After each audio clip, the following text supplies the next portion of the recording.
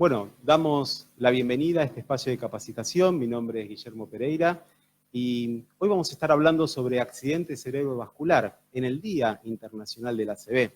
Estamos transmitiendo en vivo desde INAR y vamos a estar haciendo esta capacitación en conjunto a los profesionales de esta institución, pero también nos acompañan alumnos de la carrera de la licenciatura en terapia ocupacional en el marco de un trabajo realizado con proyectos de extensión universitaria, la Escuela Virtual para Padres y el proyecto SADIS. Para nosotros es una gran alegría poder, como carrera, como licenciatura en terapia ocupacional, hacer este trabajo de formación a la comunidad en general. Y por eso hemos elegido estratégicamente instituciones modelo que nos permiten, junto con su equipo, capacitar a la comunidad en general. Vamos a estar hablando sobre qué es el accidente cerebrovascular en un lenguaje simple, sencillo, para que la comunidad lo pueda entender y sobre todas las cosas para que puedan entender cómo debería ser un abordaje y un tratamiento de este tipo de patologías. Fundamentalmente vamos a estar dando una guía para la familia, una guía que pueda orientar y capacitar a las familias que están atravesando esta difícil situación. Primeramente vamos a hablar del ACV. ¿Qué es el ACV? Venimos escuchando hace tiempo esta palabra. Vamos a definirla como una lesión en nuestro cerebro producto de una alteración en la irrigación.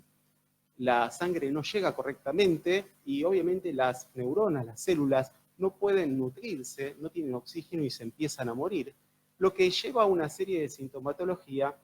En un rato vamos a estar hablando por medio del equipo interdisciplinario.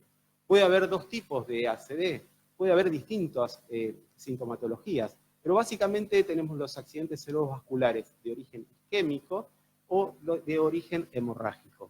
En el primero, la sangre no llega debido a que se tapan los capilares, producto de placas de grasa, por eso es tan importante hacer conciencia sobre la alimentación que nosotros tenemos. Y en el otro, en el tipo hemorrágico, el accidente cerebrovascular se produce por la ruptura de uno de estos capilares. El sangrado genera todo este tipo de sintomatología que en un ratito vamos a estar compartiendo de qué se trata.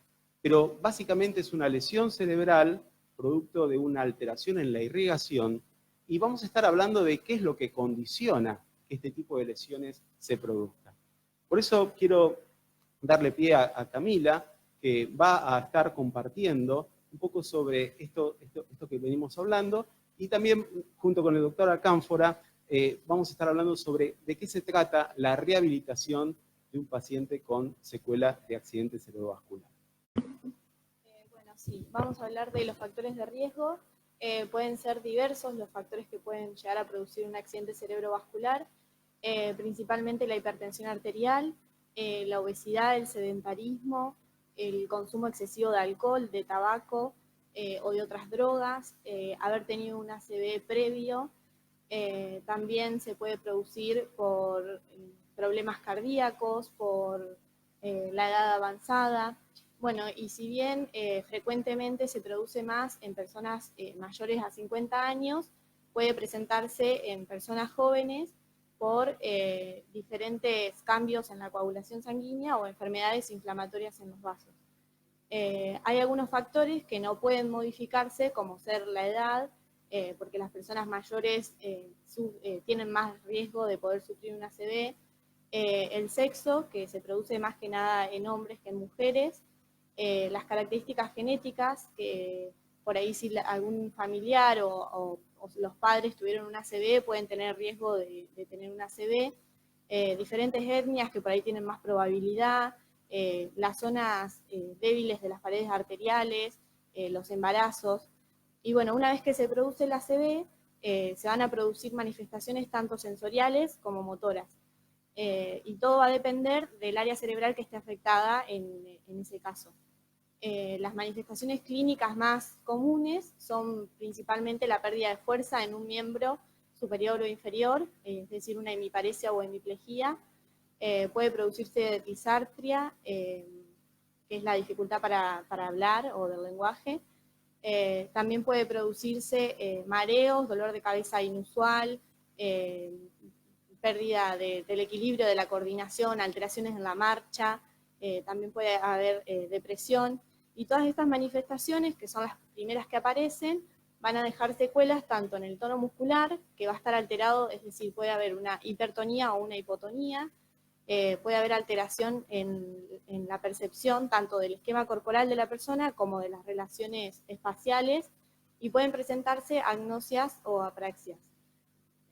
También lo que puede llegar a estar alterado es que se produzcan cambios psicológicos en la persona, puede haber déficits cognitivos, más que nada dificultad en la concentración, en la memoria, en la dificultad para tomar decisiones, y en la sensibilidad puede ser la pérdida parcial o completa, tanto a la temperatura, al dolor, al tacto profundo, y todo esto va a dificultar el tratamiento en la persona, por eso es importante que se detecte a tiempo.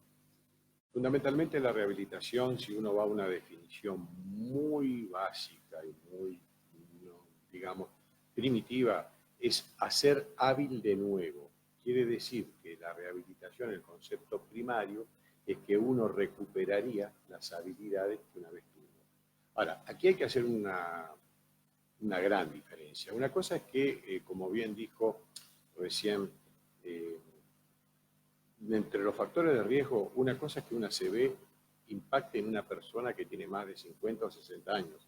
Vale decir que ya esas habilidades, por el transcurso del tiempo, se fueron desacondicionando y a lo mejor no tienen la misma calidad o no tenían la misma calidad que pueden tener en un individuo de 30 o 40 años. Yo quiero agregar entre los factores de riesgo que ella dijo muy bien, es que hay algo que a veces se omite y que es el uso de tóxicos.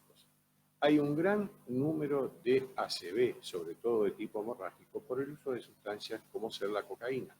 Y es una realidad que pasa en todo el mundo, que pasa en nuestro país. Tampoco implica que eso es un patrimonio de los jóvenes. La cocaína también la usan personas de más de 60 años, si son adictos de larga data o nuevos adictos. No viene el caso, pero es para que se sepa también que dentro de los factores de riesgo y en la rehabilitación, nosotros primeramente empezamos a trabajar con todo eso que ella mencionó, o sea, los factores de riesgo.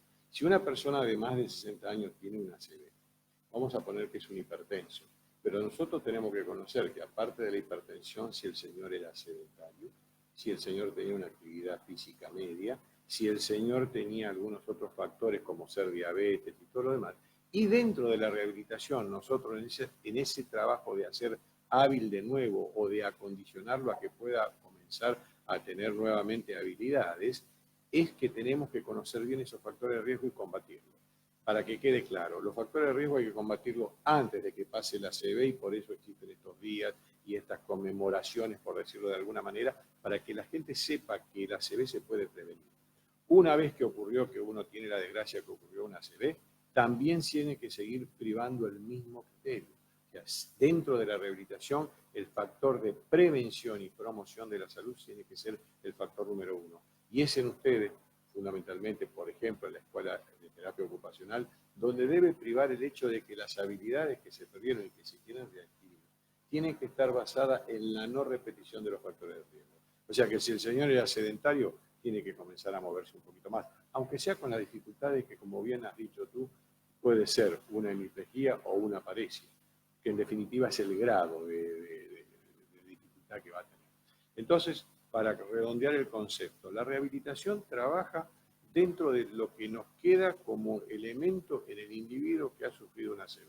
Y trabajamos con las limitaciones para que esas limitaciones vuelvan a ser, digamos, puestas en práctica por el individuo. Quiero agregar algo que muchas veces no se dice y que yo le digo muchas veces a los alumnos. Yo doy clases dentro de medicina y dentro de kinesiología, en cursos de perfeccionamiento, en maestrías de gerontología, todo lo que me toca hacer como docente.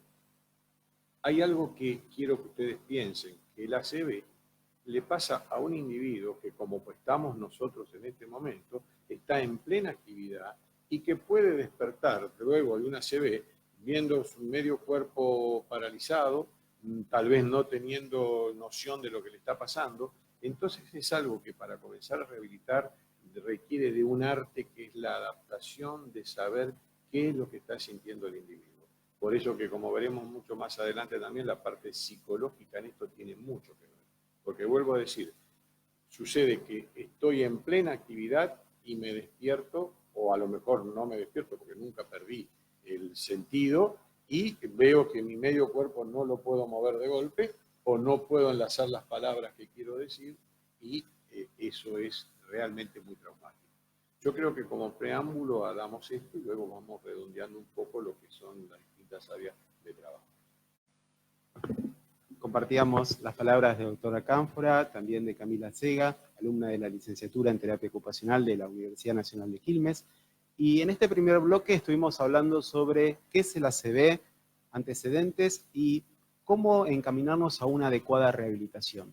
En el próximo bloque vamos a hacer un pequeño corte porque va a ingresar el equipo interdisciplinario de INAR, donde nos van a estar, en conjunto con alumnas de la carrera, cuáles son las distintas intervenciones, tanto de terapia ocupacional, del área de fonobiología, nutrición, del área de psicología. Vamos a estar hablando cómo abordar el tratamiento de manera transdisciplinaria. Así que hacemos un pequeño corte y una vez que esté el equipo aquí ya en la sala, vamos a continuar con la transmisión. Muchas gracias.